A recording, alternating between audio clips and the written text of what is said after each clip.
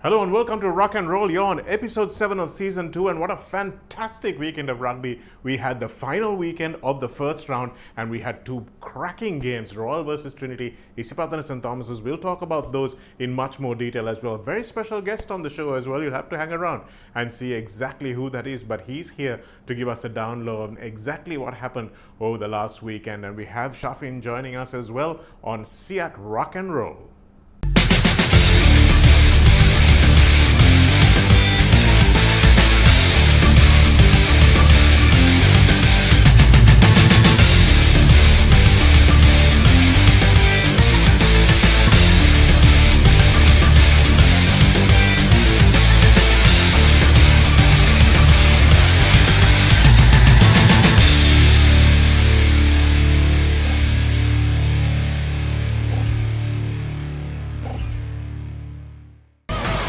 CEAT Car Radials. The road is yours. Hearts racing fast, we feel alive. For miles and miles, let your spirit fly. There's no turning back, the road is yours. German-engineered tyres for Sri Lankan roads. CEAT Car Radials. The road is yours.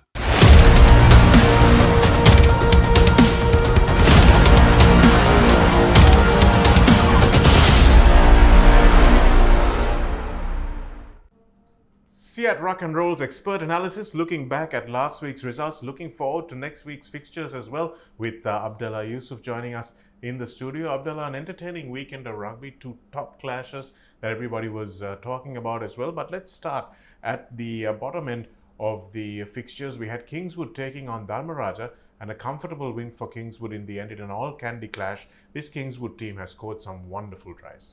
Yes, and it was no different in this game as well. And more importantly, I think they've got the third win of the season, which will definitely give them a lot of confidence.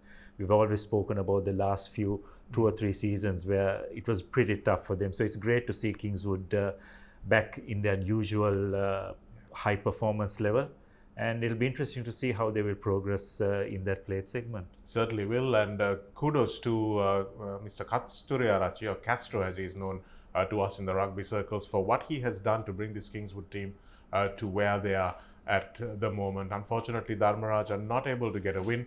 But let's move on to our next game. We had Zahira taking on Mahanama, and I thought personally last week we predicted that this game would be close. But something has fallen away from Mahanama, Abdullah, and Zahira just doing what they did best. This was kind of a performance like they showed in the semi-final of the knockout tournament. Yeah, absolutely. And it was just a fantastic exhibition of running rugby by Zahira. You just sense they had a point to prove because their last couple of matches in Maradana, the results did not go their way. And as well as this was pretty much a playoff to see who will stay in the plate and who will go down to the bowl. So it was always a game that was going to have a lot riding on it. And Zahira definitely just picked themselves up, and their three quarters were just absolutely brilliant. I thought their running lines was good, their supporting lines was brilliant.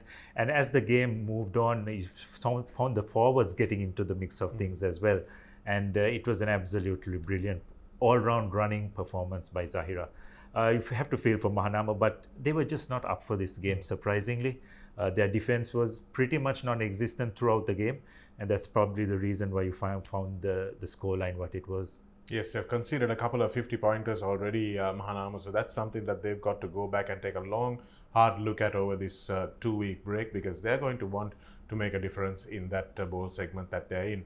Sri Sumangal are coming up against St. Joseph's. They were looking for their third win because they had two in a row, but unfortunately that big Josephian pack just proving the better of them.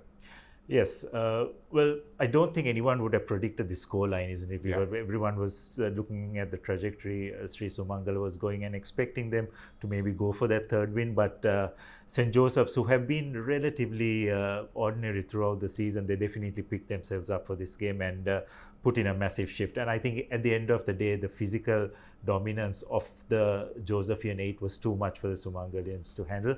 And due to that, St. Joseph's get an important win, not for this particular match, but as a result of Sumangal going to the plate, qualifying for the plate as well, they will carry these points forward for the next round. Yes, that will be a good boon for them as they go through.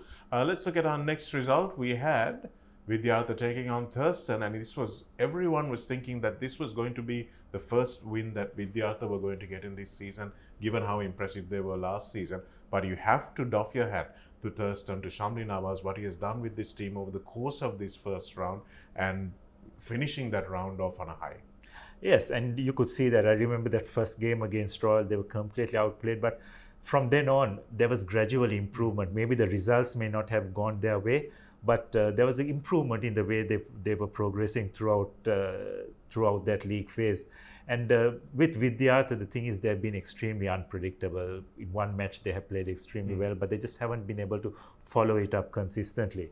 And as a result, unfortunately for them, it was probably not their day in this game as well. And Thirstston get a deserved win. And here again, both these teams are in the bowl segment, so Thirstston will definitely benefit with this win and taking full points into the next round. Yes, look out for Thirstston in that bowl segment. And moving on, we had, of course, the rehearsal.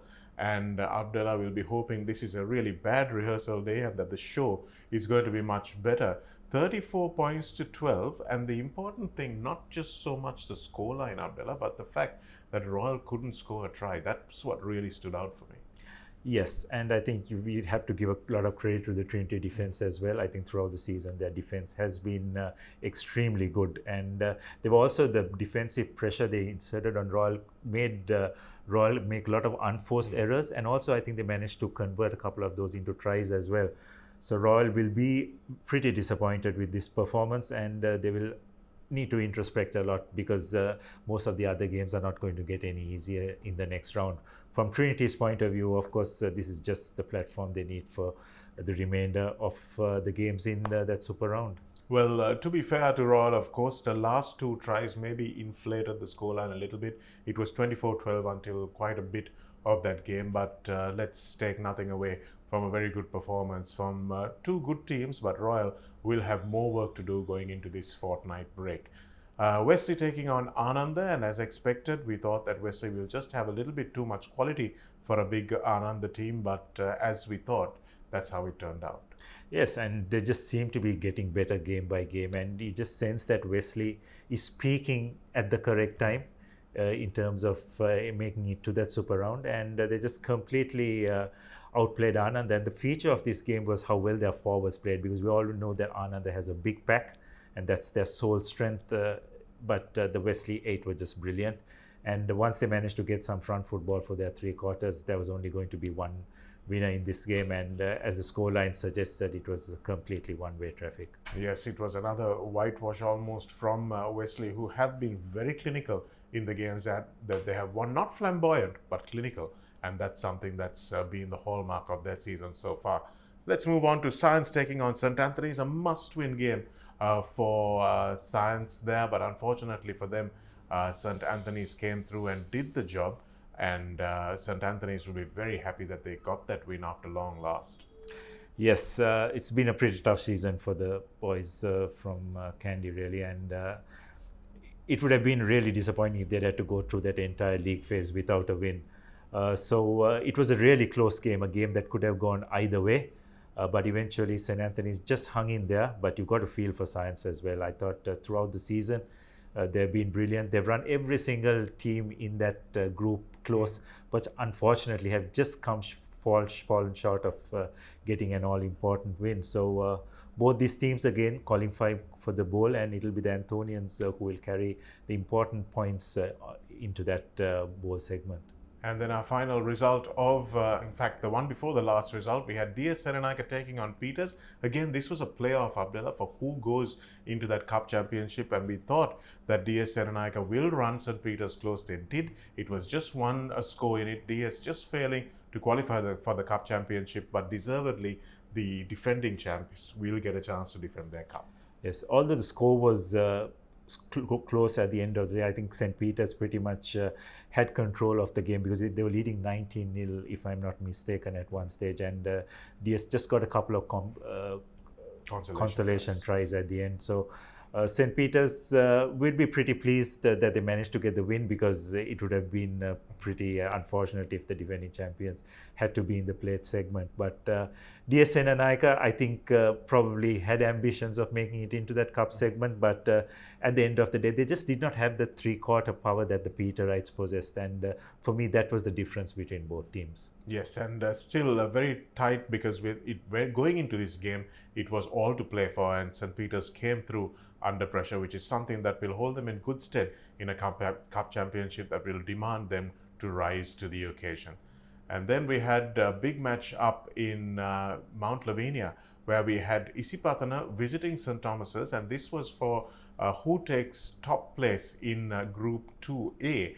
And it's not often that teams go in as favourites against Isipatha. It's not often that a Thomian team goes in as favourites against Isipatha, but they looked good value for their win, Abdullah. It was 28-24 late on in the game, but once again St. Thomas is responding. They went down 14-7, responded to that. 28-24 when Isipatha were catching up, they responded to that.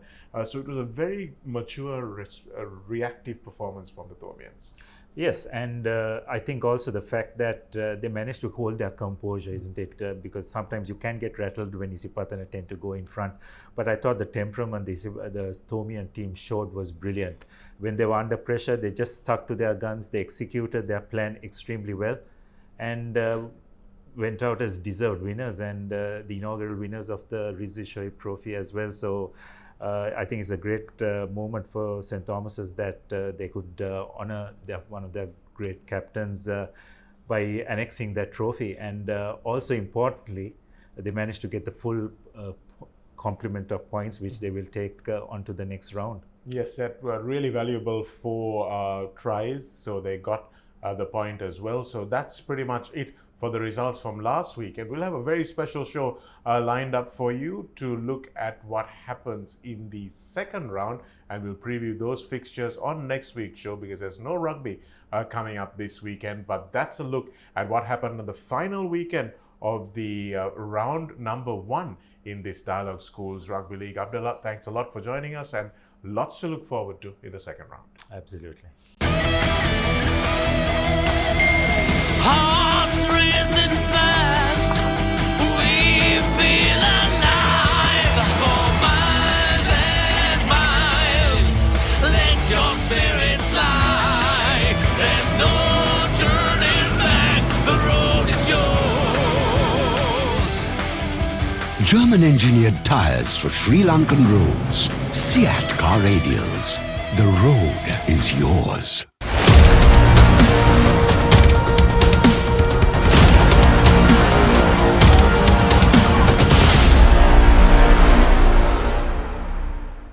Hello and welcome to Ruck N Roll. I'm with Abdullah Yusuf as usual, and we're looking at the In Control segment of this week's show. And we have two aspects to talk about on this week's CEAT In Control. And if you've already forgotten, don't forget that if you drive a BMW, Merc or Audi, CEAT's Europe range is built just for you. German engineering, European performance, and now on Sri Lankan roads. Check it out at your nearest dealer. And what we've been checking out is two teams that have topped the Cup Championship, Abdullah, Trinity and St. Thomas's, but have topped it off controlling two very different aspects of the game, isn't it? Yes, absolutely. I think Trinity, they have based their game on a very strong defensive platform. Their rush defense has been really effective, not just in this league phase, but we saw that in the knockout as well. And it's based on that they have built their game, and they have really performed extremely well. St. Thomas's, on the other hand, they have been on all-out attack mode, and in attack, they are in absolute control of what they need to do. They are understanding their combinations, their forwards and three-quarters combine extremely well when they execute in offense. So yeah, it's two teams that have controlled two different facets of the game and have made it thus far, and looking clear favorites to go all the way. Yes, they certainly are. And let's have a quick look at what we mean in this In Control segment. Let's look first at Royal hot on the attack against Trinity. And you'd think for all money that Trinity are going to concede at this point. But instead, they line up really well. They rush the Royal ball carriers, force them into passes, force them into knock-ons, and suddenly they're at the other end of the pitch. And again, at the other end of the pitch, they don't really try to make sure that they score immediately. They flood the breakdown They give the opposition the ball, and then they make sure they structure their chase, structure their defensive line, Abdullah, and force the try. Yeah, and the good thing is they were not over anxious. They were extremely disciplined. They And were patient. and patient as well. Yeah, and they put Royal under pressure because Royal were close to their goal line, and with that pressure, it was extremely difficult. They didn't even give Royal a chance to kick the ball away, so they were forced to pass it, and that was just one pass too many, so close to the line, which the Royal Centre unfortunately knocked it on, and of course Trinity picked it up and scored from it.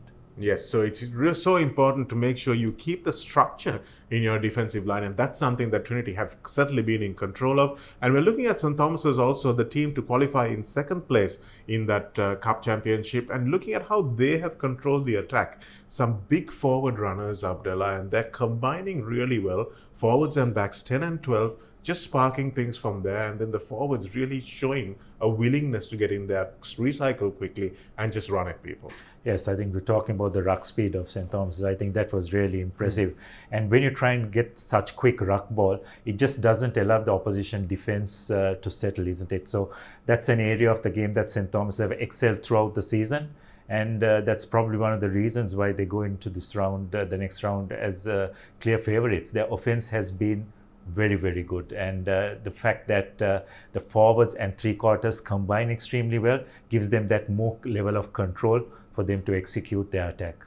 Yes, it certainly does, and we'll look at a few tries that they scored against Isipatha as well. You can see that they're coming from everywhere. They're switching play. They're running a few tidy little moves in midfield, and they've got broken field runners who can penetrate and make things available as well. So important aspect to be in control of is your attack, as is your defense. They always say defense is the best form of attack, but they also say attack is the best form of defense. So these two teams in control of both of those. That's your CEAT in control segment for this week. CEAT Car Radials. The road is yours. You're on Ruck N Roll's Guest Spotlight, brought to you by Singer Furniture, and today our special guest, none other than Mr. Dinka Pieris, the president of the Sri Lanka Society of Rugby Football Referees. He's always in the spotlight. He's going to share some of it with us.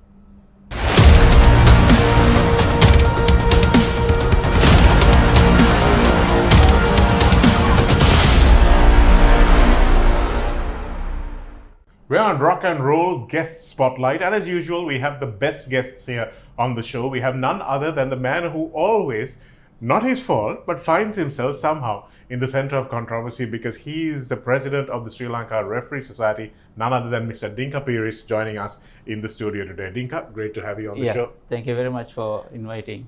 You must be having, Anuru Kumara Disanayake has a tough job, Okay. but secondly, it must be you, Dinka. It really, you must enjoy what you do, though. Yes, of course, I really enjoy sleepless nights. So let me start at the preparation that you did before we started this season. You had Bryce Lawrence, who came over and did a seminar or workshop just before the season started. We had a few programs before as well. You had some New Zealand referees coming over. How has the response to those training programs been, and are you satisfied with the progress?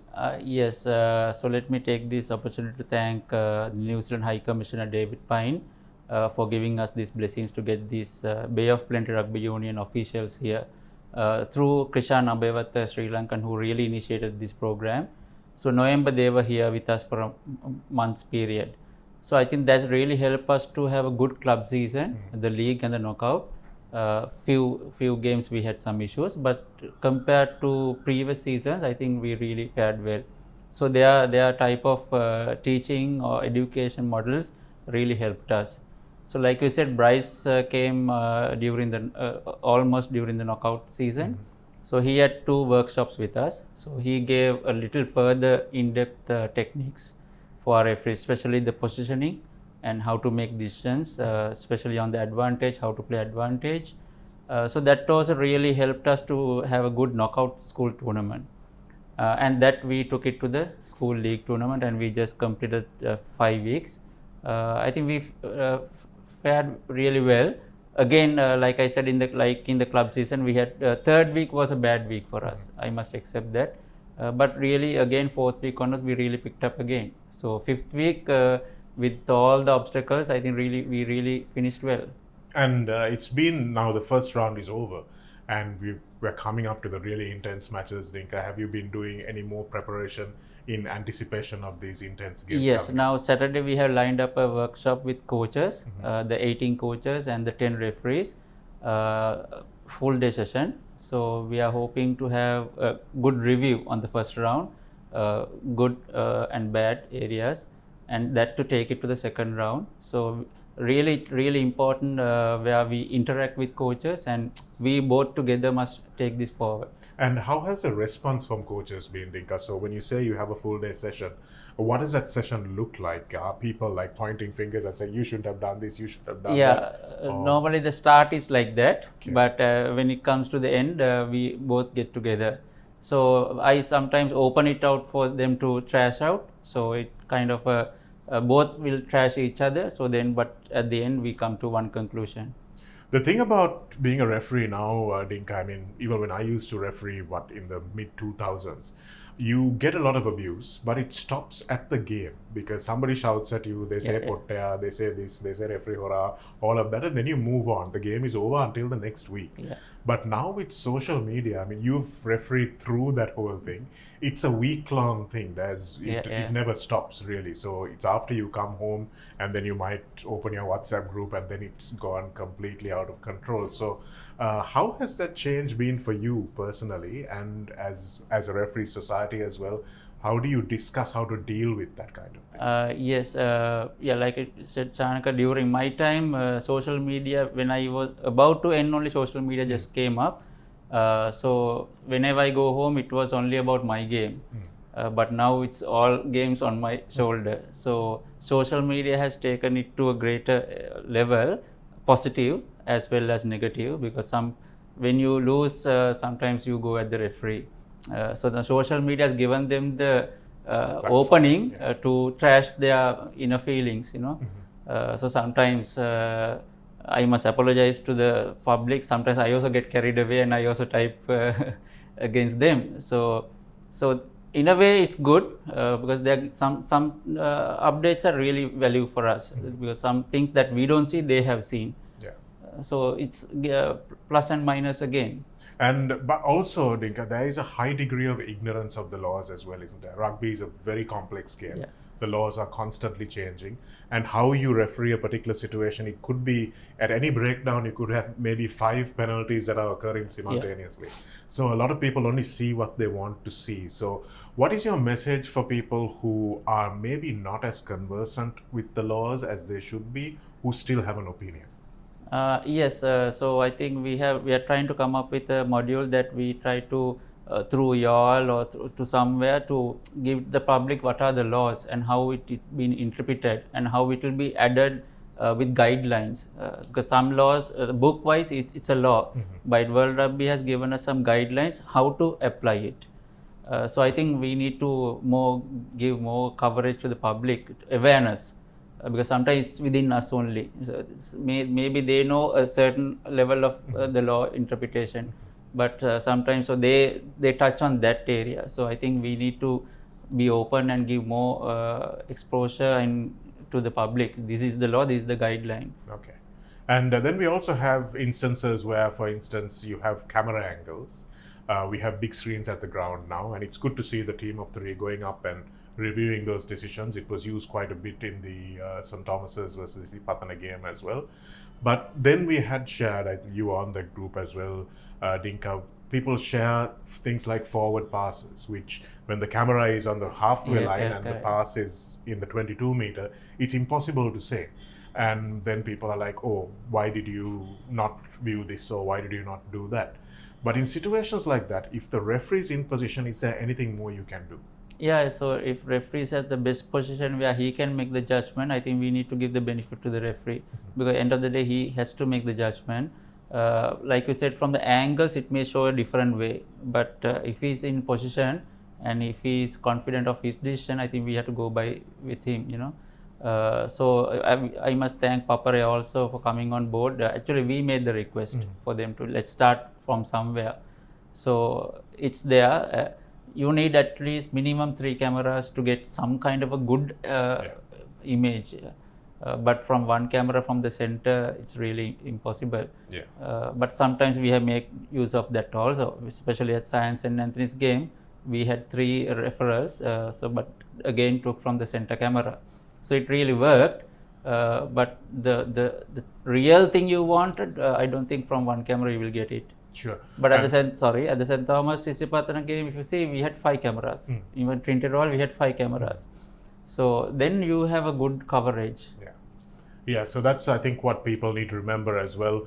The Papara are doing their best, the referees are doing their best, but it's not an international game, right? You don't have people running alongside the play. You don't have cameras from the wrong side. You don't have cameras that are following the play or zooming in, spider cams. All of these things are not there. So I think we need to realize that we are playing within our budget.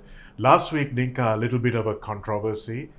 You were writing letters back and forth, lots of letters going up and down, most of them getting shared on the social media platforms as well. What was the story? So the school's manual does say that if the schools agree, they can bring a foreign referee. So what was the problem? What was your objection? And what was the SLRSFA stance? Yes, let me take you through the sequence of what incidents happened. So February they came to SLR to get the manual sanction. So then it came to DG and DG directed to tournament chairman. Then it was Mr. Ravi Vijayanathan. Then he directed to the technical committee where Tony Amit is the chairman and I am a member of that. So we got the school association also to be present at the meeting. So we found few areas that need to be reworded, and especially these foreign referees. Yes, the manual, it was an open invitation in the manual. But then the technical committee made a recommendation if it's so, but they said it's not for the knockout and league, but it was a verbal communication during the meeting. So that got worded to the sanction. So what has happened was the sanction was shared to the school association and apparently it has not shared to the schools. Okay, so sanction meaning that the SLSRFR has to sanction the foreign referees who will come in. Yeah, so SLR gave the sanction based on these clause. Okay. So that needs to be added to the schools association manual. Right. Even if they can't add, they should have circulated that DG's letter of sanction. Okay. So that has not gone to schools, I think. So that was the cause of the issue to start off. Right. So then the next one came was then the 4 principals have written to the school association, and I saw it through social media. It was not copied to us. There's no need to copy because they have the right to directly write to them. So then on 1st July, school association wrote directly to WTF and directly to Director General. So it was also not copied to us. So then Mr. Latif, as the chairman, he spoke to me and he asked, what is your view on this? Then only I actually got to know that there's a letter going up and down. So then I told him, you have to refer to the sanction, how it got sanctioned. So then I think he went back to the files and he got it, and he maintained the same sanction for the letter school wanted. Right.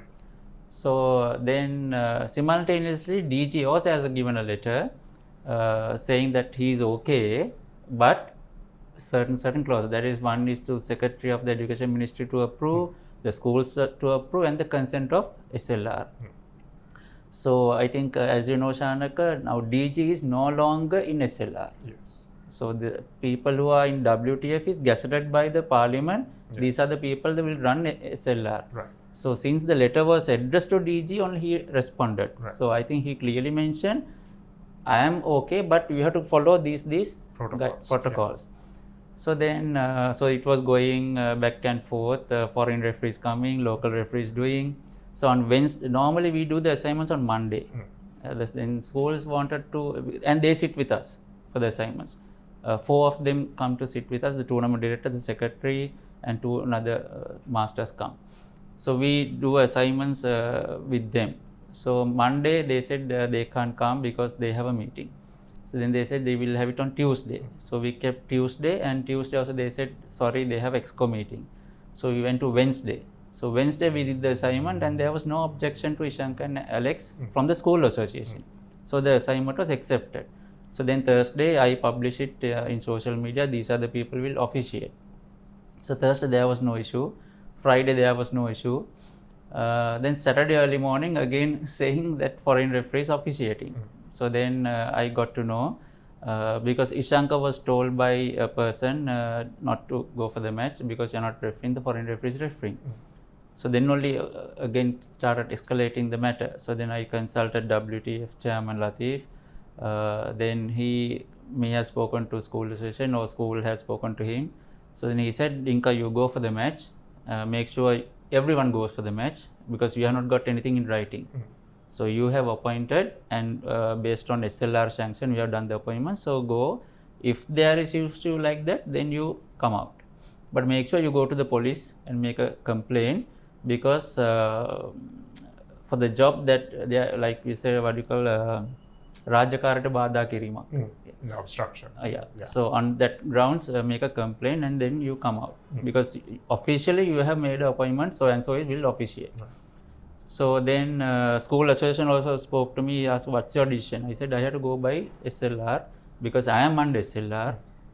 Same as yours under SLR, though you are under education minister because you are in the council. One of your masters is the deputy vice president and you have a vote in the council. So you also have a part with SLR. So then they said they got the approval from the Secretary Education Ministry. So then I said, can you share that with us? So up to date, we have not seen that letter. So we don't know whether they got it or not, but they claim they have got it. I said, even you got it, still SLR consent is not there. So it's 1-to-1, it's not matching. So then finally around 11 o'clock again a person has called Ishanka, said, no, you are refereeing the game, you can go to the grounds. So we were little concerned as to why the person is calling so and so. So finally local referee refereed the game and I think finally it came out well. Yes, it was indeed two very entertaining games that we had, Royal Trinity and Isipatha and St. Thomas's. We'll talk about those, of course, later on in the show. But Dinka, there's a criticism level saying that you're not willing to take foreign expertise. That why did you not want these foreign referees to blow the game? It'll help the local referees. It'll help this. It'll promote the school game. What is your response to that? Yeah, so as you know, even in past, when it comes to TMO, some clubs were complaining, some schools were complaining, why not our match? Why only ABC match? So likewise, if a foreign referee comes, so there will be questions, why our game is not a game of rugby? It's only that particular game is rugby. And also, so we decided in the league and the knockouts, we will have local referees because we are confident we can handle it. Because if we have to give our referees the exposure, same way the players also need to get the exposure. Because if foreign referees to come, then they have to be here for entire season. You know, not just for one match and go. So then that's why we said let's keep it for the league knockout local referees. But traditional games, yes, still they have to come through the referee society because as you know, Shanaka, we have to get the approval from SLR. SLR has to get approval from sport ministry because it's a foreigner coming here and on a visit visa or maybe official visa. So again in this particular game I was told maybe they are violating the visa as well. Because they were coming only for to the Asia rugby game. Correct. So now when a local referee to go to any country, we have to get the approval from sport ministry. And if he's a person who is attached to forces, he has to get the approval from defense ministry as well. So there is a protocol to be followed. So I think a person coming here also has to be the same way. Now for example, a Holland referee contacted us because actually he's coming for a visit, holiday with the family. So through our website he has got hold of us. So I wrote to Mr. Latif, so and so is coming. Then I told him I need a letter from your union to say that you are a referee, you have this accreditation, you are so and so, and your fitness. So they wrote to us. So I given it to Mr. Latif. Please look at this and give me a sanction for him to use him.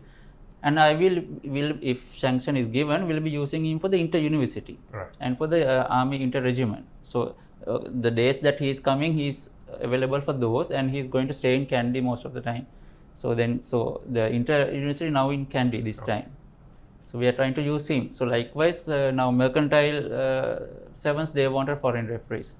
So I wrote to England, I wrote to New Zealand, Australia. All have said, okay, we will send referees. So now England already have sent the 2 names also. So I have given to Mercantile sector because they have to cover the cost. Again, Mercantile will have to give me a request, and I have to go to Sri Lanka Rugby. So the chain will have to be followed. So this is sitting where you are, Dinka. It must be upsetting also that everybody's always asking for foreign referees. But talk about what the problem is in terms of the perception and the reality. Are there enough referees coming through? Why did you start refereeing? Are those reasons still applicable? I mean, it's semi-professional now. If you referee maybe 4 games a month or 8 games a month, I mean, you can make a decent allowance on top of your salary as well. So there is a lot of attractiveness to coming on board as a referee, but obviously people don't want to take the abuse. That's why they don't come. But what's the problem here? How can we fix it? Yeah, that's a big question for us as well. Now, if you remember, soon after the club season, I invited the last year 16 schools to give me 2 people from your school, and we will do the training and education and groom them. But no one came on board. Then we applied publicly, come on board. Then 62 came on board, but averagely majority like 40 plus. Okay. So then they are not going to make it to the top level because some are coaching. But we got few kids still playing in school, so we are just keep an eye on them, and soon after they finish school, so they can come in. So another 6-7 in like 20s and 25s, including last year Wesley captain. So he is the only one from the top A segment has come on board. So people are there coming now gradually, but not from the top level that we wanted. So don't know whether, like you said, they can't get the abuse, they can't get this all these comments. So it's actually not easy to referee. Some people think it's very easy. You have a whistle, just blow, blow, blow. Yeah. It's not easy as we all think. Yeah. So there is a gap of people joining in, but at the same time now we have 10 identified as the club A panel, school A panel, and we have another 10 in the B panel. From that 10, 5 or 6 definitely will come in. At the same time, we have another question because some are coaches. So they can't referee in that segment. Okay. Now, for example, so explain that to us. So that means if you're coaching in a particular segment, you won't be allowed to referee games in that segment. Yes, coaching, trainer, physio, whatever capacity you are attached to a school, or even the rugby committee, maybe you're the chairman or something, then you will not be allowed to officiate in that segment. Now, for example, Kamesh Fernando, a Pieris, I think he is the physio trainer in the Pieris group, but he is a high potential referee. So he is in the B segment and he is really doing well. So definitely he can do in the A panel, but unfortunately he is attached to in some way to St. Peter's College. So then he has to make a choice. He has to make a choice. So I told him, I personally spoke to him, and I spoke to St. Peter's coach also to release him because he has a good pathway in refereeing. So he has to make a decision now. Okay. So yes, tough choices, and making tough choices is the point of being a referee. Dinka, what can we expect in the second round? Yeah, tough challenge. So we have got Shahan Pilapiti as a team builder, motivator. So before Thursday he speaks to the boys, and he comes to the grounds according to his availability, and he does a mentor session. Then boys go into the ground. So that also have really helped us to come to this level, except for the third week again. So now this Saturday we have a session with him also to focus them. The boys are really in good shape. I was really worried whether they will fail in the 5th week with these issues, but they really came out. So I'm really happy. So I'm confident the second round will be taken on board with their confidence. Nice. We hope that everyone will be contributing to a fantastic second round. Dinka Pieris, thank you very much for joining us on Ruck N Roll. Thank you, Shannon. Cheers. Some things are meant to be felt, not just seen good. At Singha, every curve, every detail, is an invitation to experience craftsmanship that transcends time. Crafted with absolute love from materials chosen for their grace and designed to complement the art of living well. Your home is a reflection of your story. Singha is there in the quiet moments and the lasting memories. Built to endure. As time passes, they even feel more closer to you. Quiet luxury, lasting craftsmanship for a stylish lifestyle. Singha Furniture.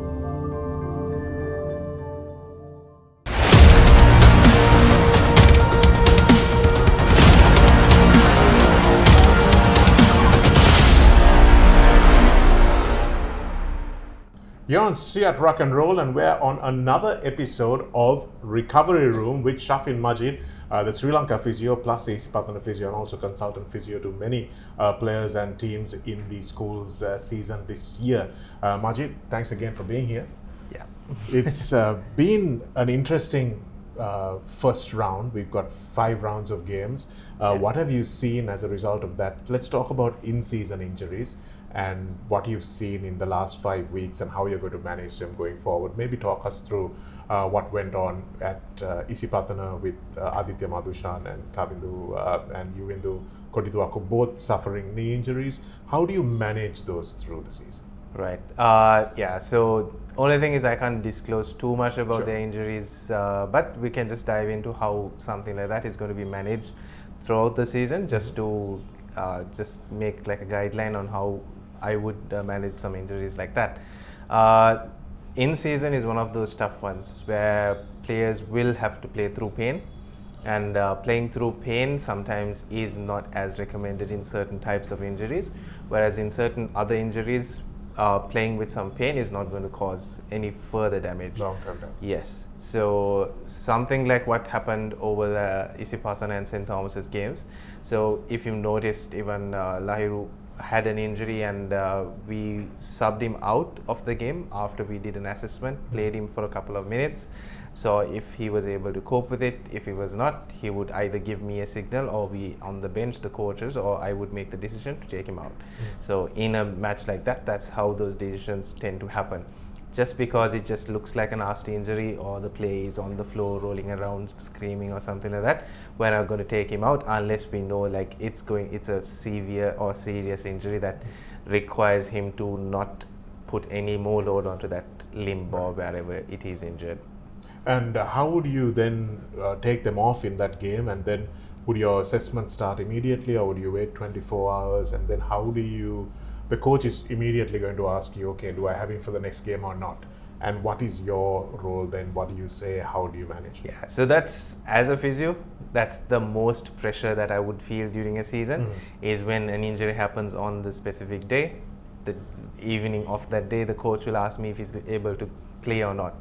So that is one of those tough decisions as physios, as medical professionals, like the team doctors would have to face during a season. We might calculate the risk in terms of being able to play with an injury like that, or if it's like a grade 1, grade 2, grade 3, sometimes grade 3 injuries. Also, you might be able to play without having any further risk of further damage, right? So grade 1 is going to be painful, but you can play. Grade 2, it's going to be painful and you might not be able to play. Grade 3 is sometimes you have a chance of playing the next game if you are lucky. So then assessing an injury on field is the stage 1. Stage 2 is looking at how the injury happened, like the mechanism of the injury.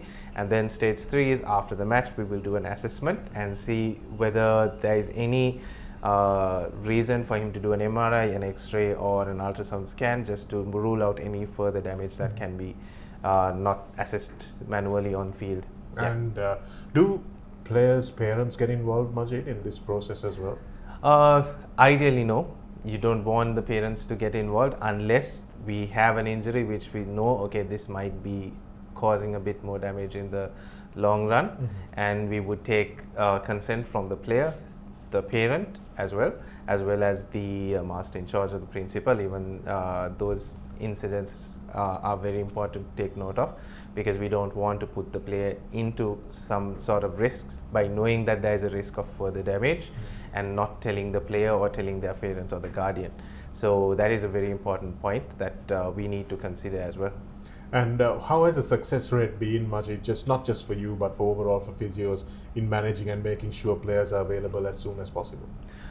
Sometimes it has to do a lot with experience. So through experience as physios, when we come out of graduation, we come into a rugby field and we are just completely lost, because how you manage an injury is a lot more different to how we would clinically assess injuries. So some things come through experience, some things comes to speaking with other physios that have been in the field before me, and speaking to the medical doctors, sports medicine doctors, to get a good understanding on how we would ideally manage some injuries like this. So once you have a brief understanding, you'll be able to make calculated risks, is what we would like to call it. So as a team, collaboratively, coach, player, doctor, as well as a physio would speak about how they are feeling, how the player is feeling, and if he can push through the injury without causing any further damage. And do you then assess that for yourself, Majid? Because if you ask a player who really wants to play and you look at him clinically and you can't really tell, but he's saying, no, I have no pain, I'm fine, don't worry. What's your experience of those situations? So those are very subjective, like you just mentioned. There are players that might have the same exact injury, same way it happened, but the way the players respond to it are totally different. So some players have a higher pain tolerance as well. But then in the physio's context, as how I would look at it, we have a battery of tests that we would do before a game. So let's say 2 days before the game, on our last practice, or even on the captain's run sometimes, we might run through a few drills to see if he is able to pass those exercises or do those match day drills to clear him for the next game. So that's, I would say, the most ideal way of approaching it. Okay, so we're talking about in-season injury management with Majid this time. We'll talk about a lot more, of course, on how to protect yourselves and to protect your body, and of course make sure that you have a high quality of life even after you finish playing rugby. And thanks a lot to Majid for joining us on the show. Thank you. CEAT Car Radials. The road is yours.